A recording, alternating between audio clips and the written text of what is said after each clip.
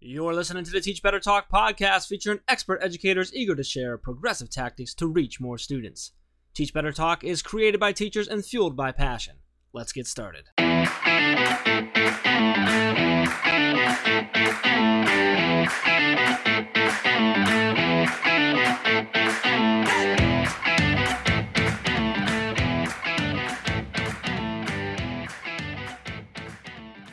Hey everyone, welcome to episode 261 of Teach Better Talk podcast. Jeff Gargis is in the house, and of course, I'm here too. My name's Ray Hewart. We have a bunch in store for this episode, but before we get into all the fun, hey Jeff, how you doing, pal? I'm good. Oh, I was really hoping you were going to say friend because Friend? I have my friends Teach Better friend shirt on, and I was like going to make a joke about it. It was going to be great. You missed it. You messed the whole thing up. I intentionally said pal because Alec commented on our Facebook that I don't use the word pal enough. And so, for all of our listeners out there, we so appreciate that you listen. We love when you engage, interact with us because, we just do this show for all of you. But apparently I don't use pal enough. You know what I'd love to know buddy. Is if anybody listens and you've listened for a while, at least a few episodes, if we could figure out what words does she use more? Like, not necessarily like buddy probably, but just in general, like what are the most commonly used Ray words? That guy over there. That guy. You do say like that guy sometimes and stuff. Or yeah. Anyway, I like to use your full name pretty often. I do really enjoy using Jeffrey Raymond. You do the full name quite often. That is true. You probably do that more than Powell. That's for sure. You know what that was funny? I had somebody, this is totally off topic. I had somebody earlier this week text me saying, hey, I just realized I don't know how to pronounce your last name. Could you they wanted me to type it to them to pronounce it. And I literally was like, well, if you go to any video or any podcast or anything we do that is digital content, I probably say my name in the first 5 seconds. That's you could hear it out loud. I'm just saying. Did you do that because you just really didn't want to figure out how to type out your name phonetically? No. So this is what I did. Here's how I described my last name, but then it didn't come across well in a text message. So his response was, that didn't help. And I'm like, well, then go look at any piece of content from the Teach Better team that's video or audio. But I always say it's Hewart, like Hugh Grant with an ert. Hewart. I like that. Hewart. See, I would have been like, it's like, ew, ert. But that's just how I would go. Although, anytime anyone asks me how to say your last name, I tell them it's Hughart. You're such a jerk. Because that's hilarious to me. Oh, because I'm like, oh yeah, it's okay. It's Hughart. Go talk to her, please. I just want. I do have some days where hug heart would be cute because it's like a hug and a heart, and I get it. It's just not. Yeah, maybe it should be. Let's talk about that for a second. Let's not. Anyway, Gargis, let's get into this. How are you? How's life? We have a lot going on right now. We were literally, before we press record, yes, we were talking about how overwhelmed we were. Yes. But with all that overwhelm and craziness, there's a lot of excitement. So a lot of really cool things going on. One in particular that's so exciting that we all decided we would meet on a Sunday to talk about is, well, sort of connected to it, right? Is the Focus on the Focus series. That is so good. And this podcast it started. Yeah, we're already 2 weeks in at this point. With Dave and Caitlin, who we're sometimes now referring to as the Dave and Caitlin Show, which I really love that we're referring to it as that. But they have this Focus on a Focus series going on right now, and it kind of spurred from December 29th, 12-Hour Live, which, by the way, 12-Hour Live, April 24th coming. And we had Dave and Caitlin on. They just talked about grading, and people just ate it up. So we're like, ate it up. How about we do some other stuff? We did a podcast thing where I got to do it while you were out, and people were like, "Hey, this is awesome! Don't bring Ray back." And I'm like, "Too late. She's already back." Oh. No, but people just, I think with Dave, why I love Dave and Caitlin is because they're both they're both brilliant, but they both also know, they're both very confident in their experience and their viewpoints, but they also both know that they don't know everything and they're not perfect. And I love that because They're very confident. They're very committed to their viewpoints, but they're also like ready to have the conversations, argue it out, and they're willing to change. And I think that's really cool. But the focus on a focus specifically is all around grading, assessment, feedback. It's essentially like we just kind of like push play on Dave and Caitlin and let them go. I mean, is there more strategy behind it than that? Because that's basically what I know about it. Well, outside of all of that, which is totally true. No, they also have actually like assigned things that they're talking about in every session. So if you guys haven't caught the sessions yet, they're actually strategically designed that you can pop in the middle, but you could also follow the whole series and hopefully gain a lot of value. So I have the dates in front of me and I'm about to sneeze. But if I don't sneeze, I could give you all the dates if you were interested. That, because at one point, like when you get done with this, when the series is over, it's all going to be housed over at teachbetteracademy.com as a free course. And you'll be able to go through in order as you want. Or bounce around, and it'll be there forever. So that's good. Are you through the sneeze? Did we get through?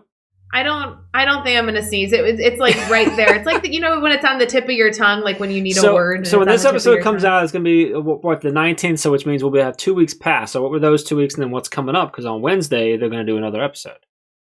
Yeah, so guys, this is every single Wednesday at 7:00 Eastern in the evening. It's an hour-long discussion, and we've already discussed the first session, which was really some general ideas of like, what is grading? What are we talking about here? Then we got into a really interesting conversation on the 14th where we talked about measuring what actually matters in a grade, in feedback, in an assessment.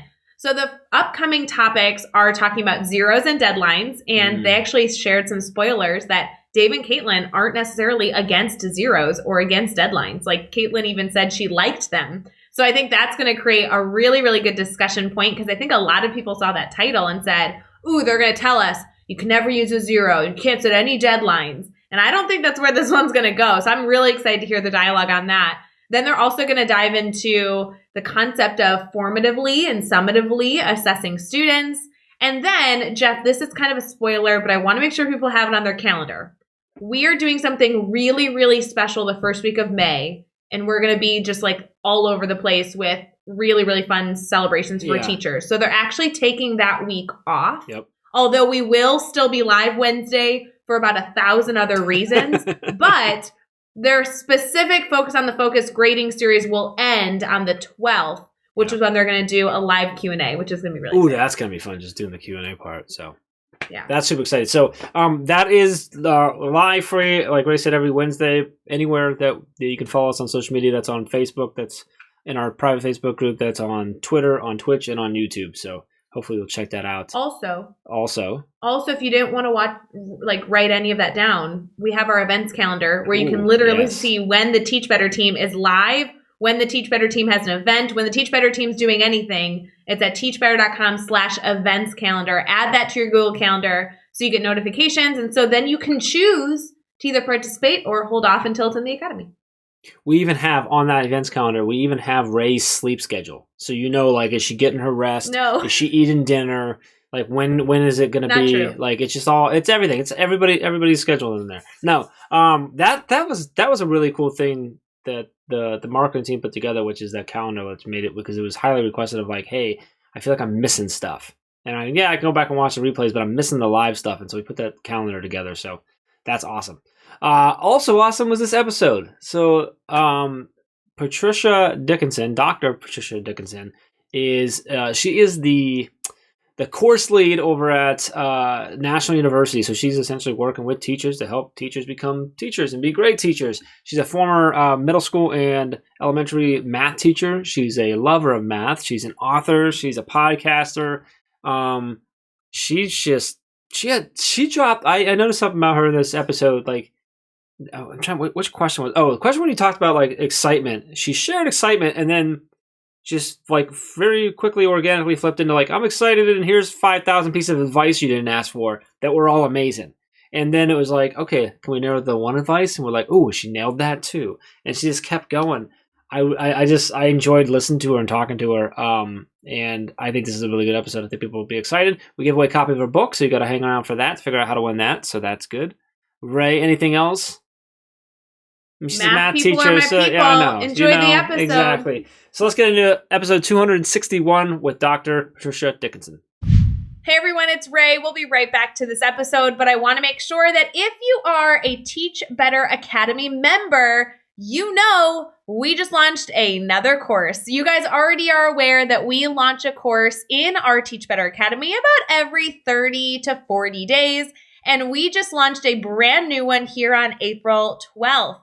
The new course is called Using Social Media to Grow Your Network. And it is all about not only getting you logged onto the platform, but truly understanding your mission and how you're communicating your why from everything from your profile picture, your bio, and the tweets and messages that you send out. If you are already a Teach Better Academy member, the course is already located in the queue. But if you're not a member yet and you're not sure if paying $9 a month is something that you want to be a part of, you can always join in on the course on your own by buying it outright over in the Academy. So I will meet all of you over in our brand new course, Using Social Media to Grow Your Network at teachbetteracademy.com. But let's get back to this episode. All right. We are here and we are chatting with Patricia Dickenson. And Patricia, so awesome to have you on the show. Super excited to connect with you, to learn about your journey and your story and to share it with others. Before we dive too far into things, how are you feeling right now? Well, I just got back from picking my son up from swim class, so I made it. I'm feeling good. Glad to be here today.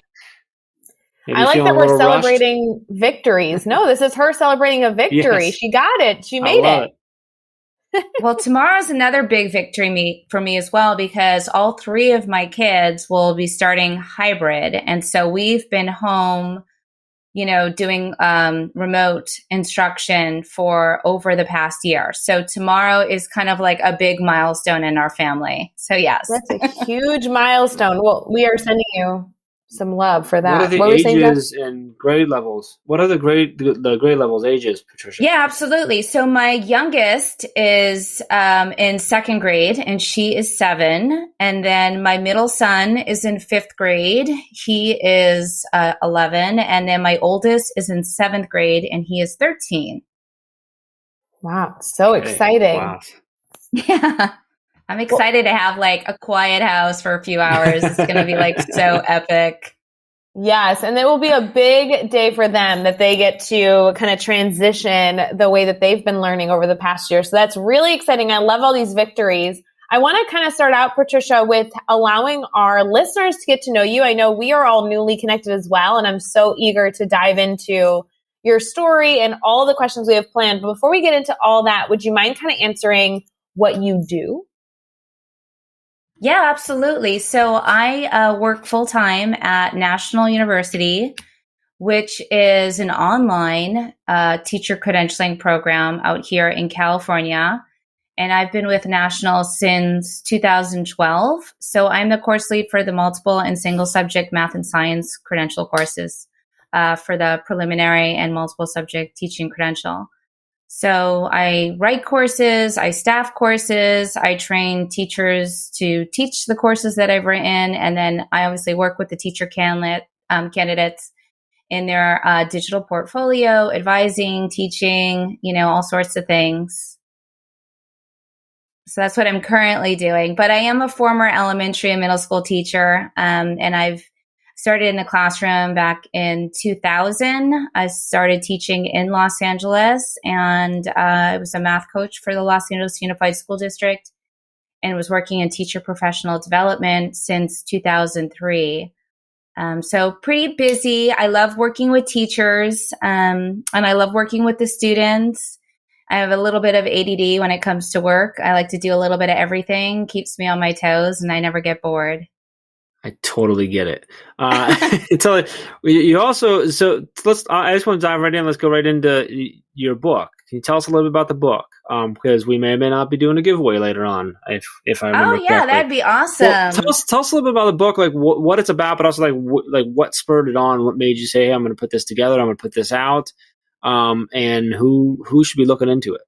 Yeah, absolutely. So, when the pandemic hit in March, I was working with teachers. I'm supporting new teachers and, just started coming up with ideas to support them in remote instruction. It was like training them all over again. And, as I shared, I've been teaching online since 2000, actually 2010, I started teaching for USC.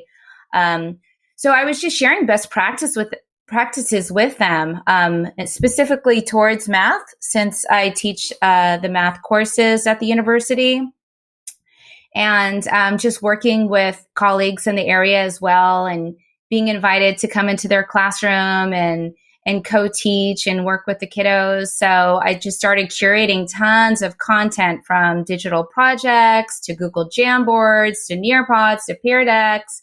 Just had all this this content. And I wanted to create a book because, just like all the other teachers out there who are on Teacher Pay Teachers, I had this great content and teachers were buying it.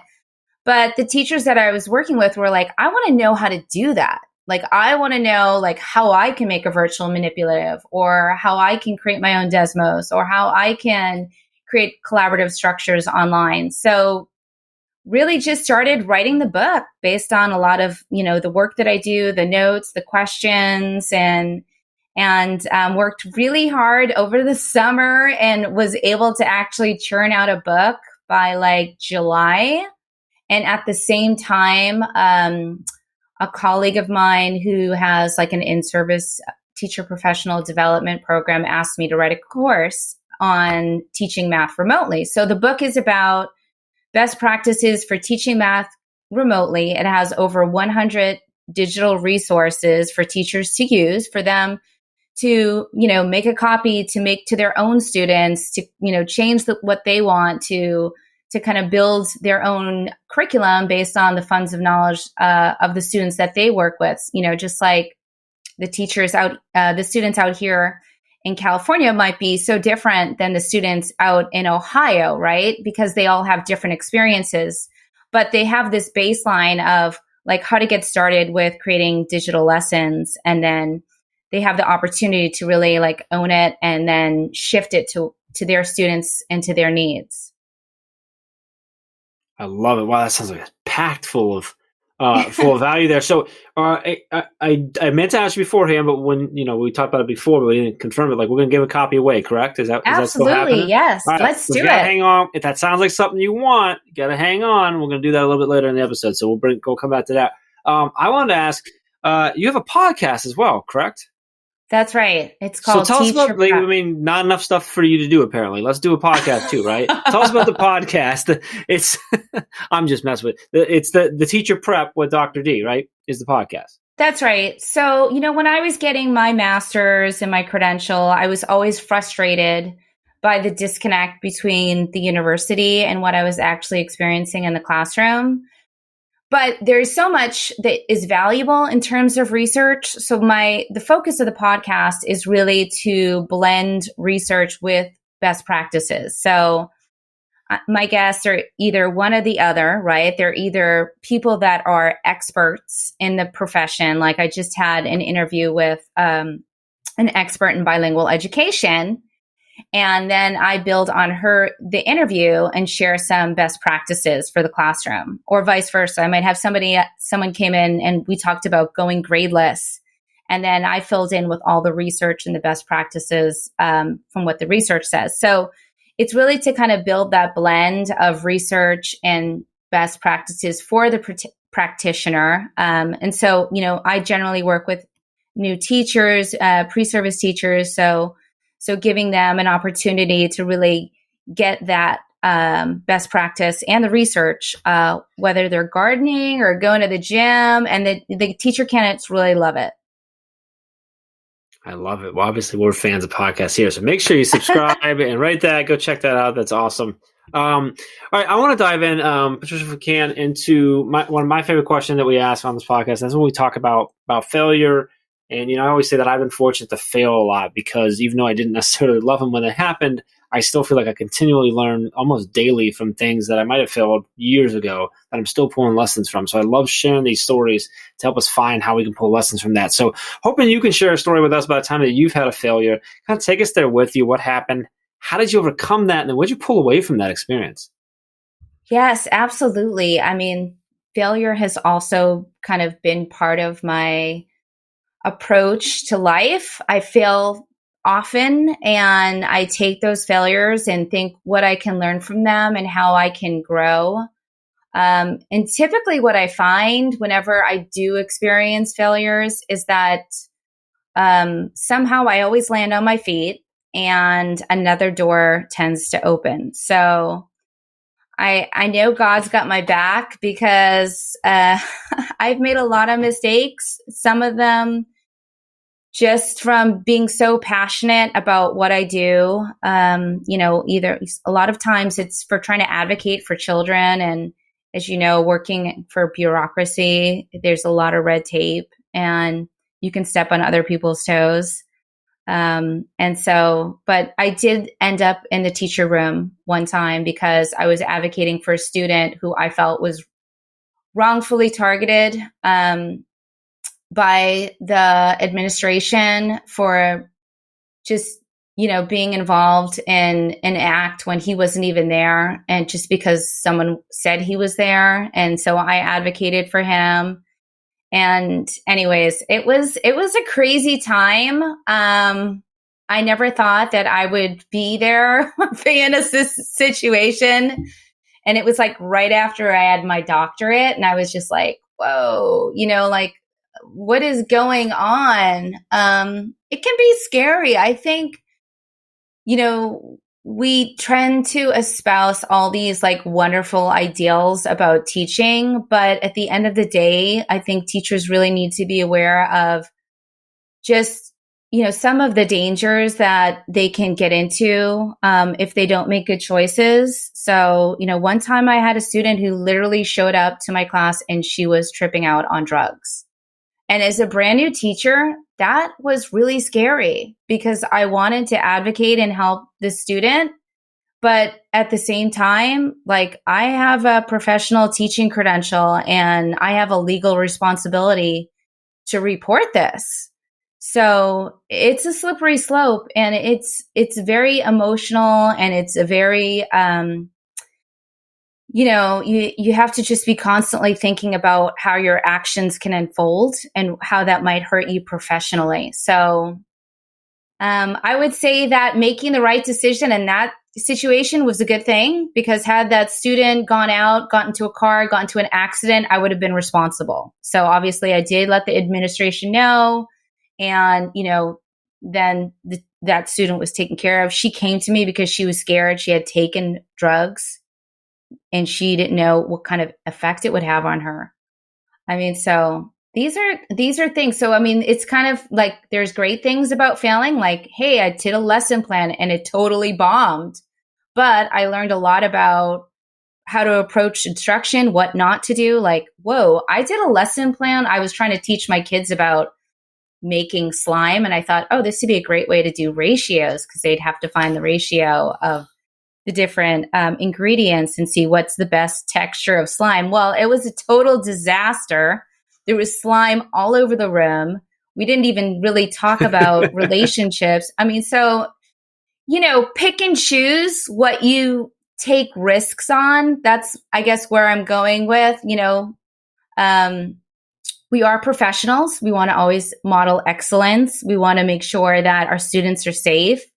And we want to make sure that whatever we're taking a chance with, whether it's, trying to find perfect squares, doing Cheez-Its, which I've done, which was a total disaster, to my slime experiment. Yeah, those were good lessons. And certainly I spent hours after just cleaning up, but they were good failures for me to have.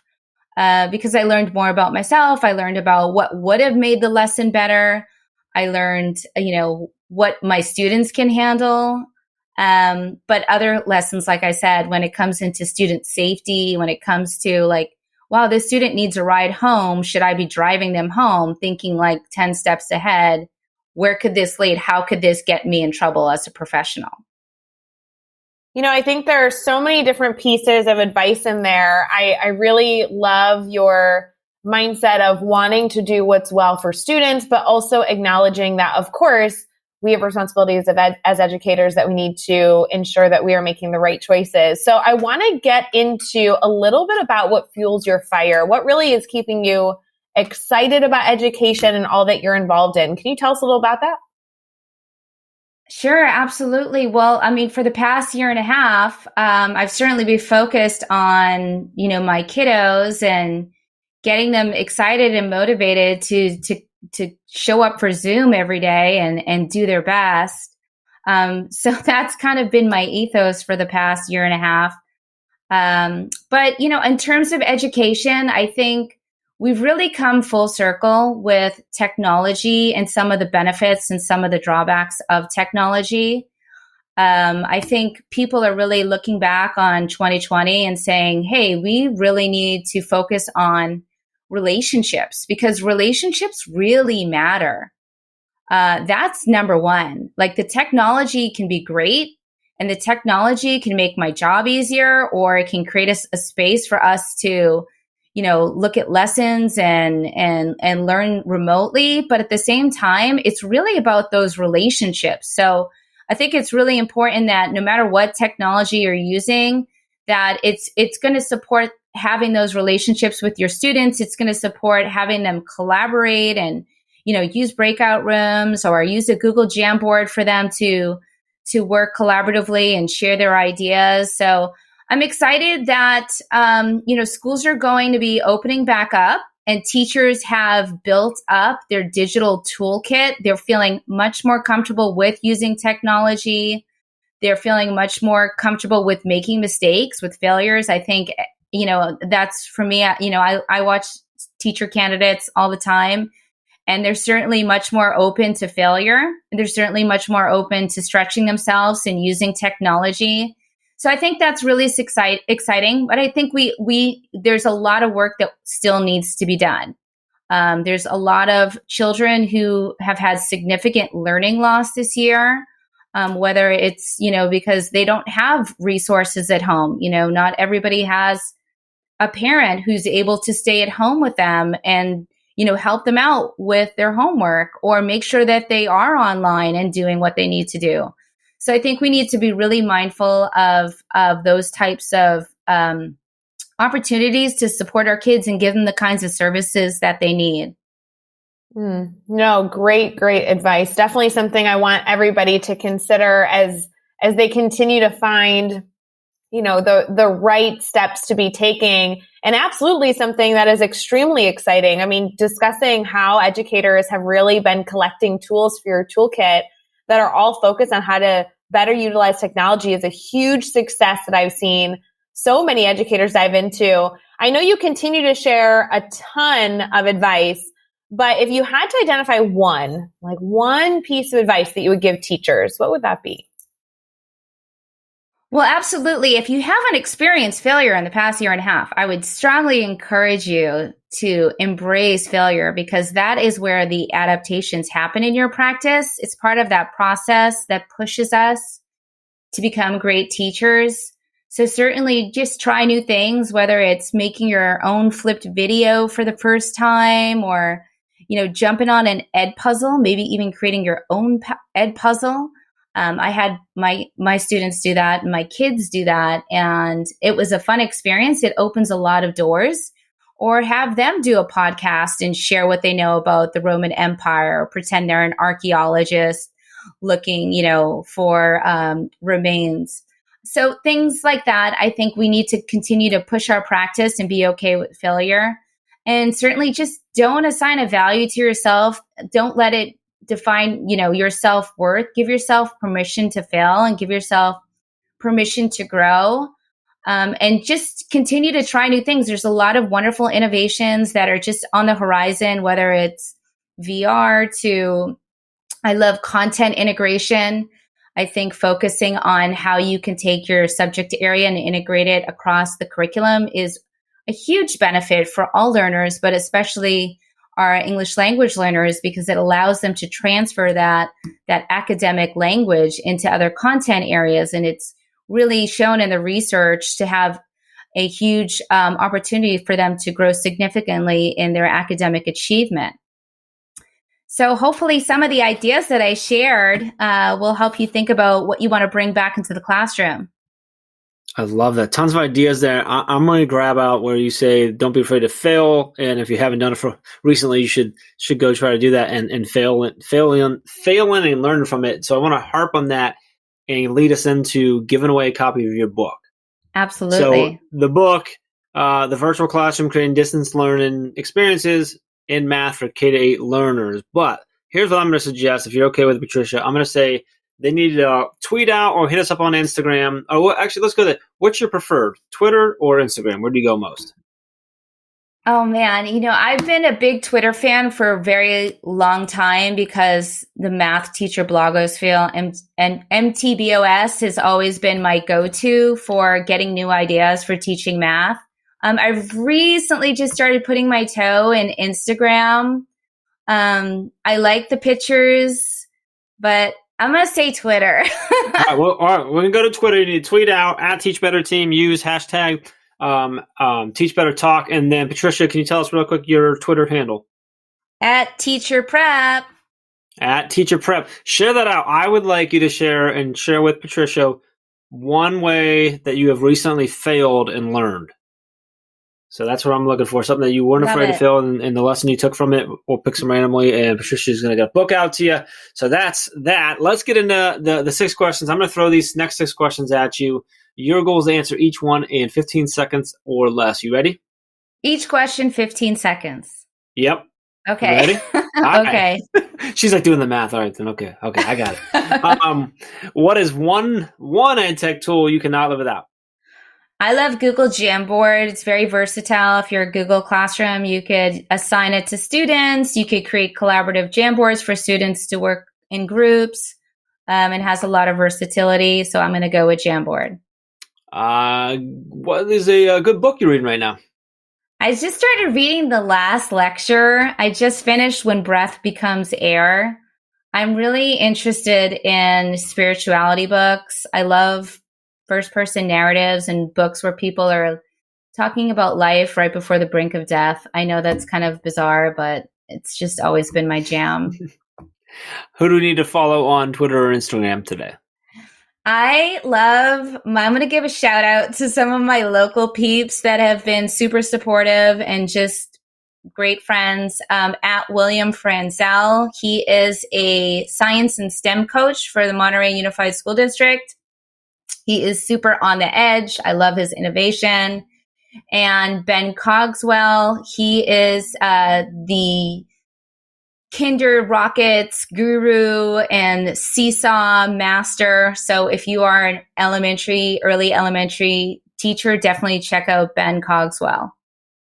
What's a good YouTube channel, website, or podcast for educators to check out? Okay, so I'm going to go back to my spiritual space and say, y'all need to be doing some yoga because teaching is stressful and you need to de-stress. So my favorite yoga channel is Boho Beautiful because she travels all over the world, which is a dream of mine, and just does these outdoor yoga classes, which are awesome. And I love Mark Robert. I don't know. He's a former NASA guy who does wonderful STEM challenges in real places. He did one out here in Santa Cruz at the boardwalk, and it was all about probability of winning carnival games. It was awesome. And the kids love it. Definitely use it in the classroom. Give us a daily, weekly, or monthly routine every teacher should get into. Well, I just did Reiki for the first time. That was a trip. So all my chakras are currently cleaned out. I also do yoga. I love my Peloton. I'm going to give a shout out to the whole entire Peloton team. And I go to church regularly. I think nourishing your spiritual side is so critical. Teaching is emotionally exhausting and you're constantly giving. So make sure you're giving back to yourself. And what is the best piece of advice you've ever received? All right. So when I started teaching, I got a clock and it said around the clock, give students your most precious gift, your time. And that has stuck with me since I was a brand new teacher. Oh, that's such a good piece of advice. We should do that for not only our students, but people around us. I love that. Absolutely. So, Patricia, I want to make sure our listeners can stay connected to you. Obviously, I know you already shared your Twitter handle, but if you wouldn't mind sharing that again, as well as your website, that would just be a great way for our listeners to continue to learn from the incredible things you are doing. Oh, yeah, that'd be great. I do have a YouTube channel, too. It's Teacher Prep Tech. My Twitter handle is Teacher Prep Tech. And my Instagram handle is Teacher Prep Tech. And my website is www.teacherpreptech. I'm trying to brand myself. What do you guys think? I think you got them locked in. You're making it easy. It's Teacher Tech Prep. Yeah, I love it. So you can find her everywhere there. So she made it really easy for us. But you can find all the links and all the resources and everything we talked about in this episode over at teachbetter.com, as well as those links for connecting with Patricia and keeping this conversation going with her. So head over to teachbetter.com for all of that. Be sure to hit subscribe so you don't miss any of the upcoming episodes. And if you can give us a rating and review, we'd really appreciate that as well. And let's keep taking this one step further. Think of just 3 of your colleagues who need to hear these amazing stories and connect with these amazing educators, and just share this podcast with them.